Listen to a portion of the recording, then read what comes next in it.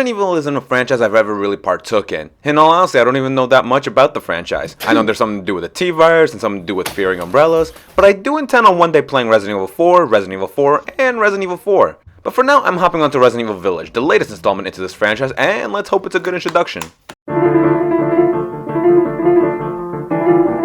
Now, Resident Evil Village is a direct sequel to Resident Evil Biohazard, and so the game offers a recap of that game's events to keep you up to date and not be left confused once you start Village. According to this flashback, Biohazard starred Ethan Winters on a quest to save his wife Mia from the cast of Texas Chainsaw. It is now years later and the two start a new life together and now have a baby named Rose. After a bit of a long sequence of putting Rose to bed, the house gets attacked and Mia gets killed, and I get bothered by how docile Ethan reacts to it. I don't know, if I went through the trouble of saving someone through the horror show that the last game was and then I watched them get capped, I think my reaction would be a bit more than just, "Oh no."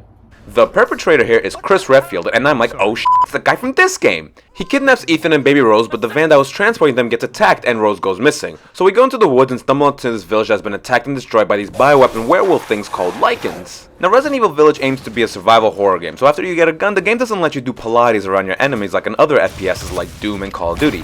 The game keeps you pretty grounded as moving around is slow, aiming is a bit stiff, enemies are bullet sponges, and ammo's in a short supply. We eventually stumble into this lady and her father, who we help get to a safe spot for village survivors, but the game kills all these characters off real quick and we are now trying to escape with this girl who I'm guessing is going to be our NPC sidekick, but then nope, kills her off too. With Ian oddly reacting more to this random lady than his own wife earlier. But yeah, no NPC allies here. Ethan is on this venture on his own, but there is this merchant here named Duke who just pops up from place to place when you least expect it. Now, on our quest to find Rose, we meet our villain circle led by Mother Miranda, who's keeping Rose hostage for use in a ritual. Ethan isn't too keen on his daughter being sacrificed, so we escape and proceed to go on a Kill Bill style hunt to kill these village lords. Our first stop is the castle that belongs to Lady Dimitrescu, or by her internet name. From here, we start navigating the giant castle, solving puzzles, finding keys, and avoiding Lady as she follows you and stalks you around the place. Resident Evil Village is a survival horror game, and it actually is doing a pretty good job here. See, Lady isn't always 10 feet behind you, but instead is looking for you around her house, and if she does find you, it is possible to lose her. It just becomes a thing of heading to find a key and hope for the best that she isn't on the other side of the door. Even with weapons at your disposal to make you feel a little safer, these don't do anything against her and are more for other enemies. But again, at the same time, ammo is on short supply, and when you try for a headshot and end up missing, you get the feeling that you just wasted a perfectly good bullet. But you see, in the next section of the game, we visit House Benevieno, and we don't keep our weapons for this part of the game, so it becomes a house of puzzles where you see a thing, don't have a thing to interact with the thing, go find the thing, bring the thing back to the original thing, and acquire a new thing. Doing all that and hoping to God that a giant angled blood fetus doesn't pop up from the corner and cause you to fling your new Xbox controller across the room. Village does a splendid job at being a horror game that makes me regret playing this game at night. But don't worry, modern problems require modern solutions, right? So I just put this console on its side, play some googly eyes on it, and boom, game's less scary to play. That ended up being pointless though, because the game actually goes downhill from here. Downhill into the reservoir where we go up against Moreau in a section that wasn't really horror at all, but more of a drawn out sequence where we gotta make sure that when you cross these water platforms that the giant fishman ain't nearby.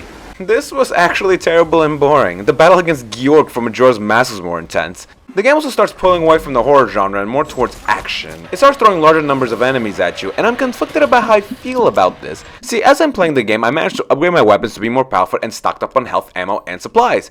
I felt pretty comfortable and confident that I could take on anything.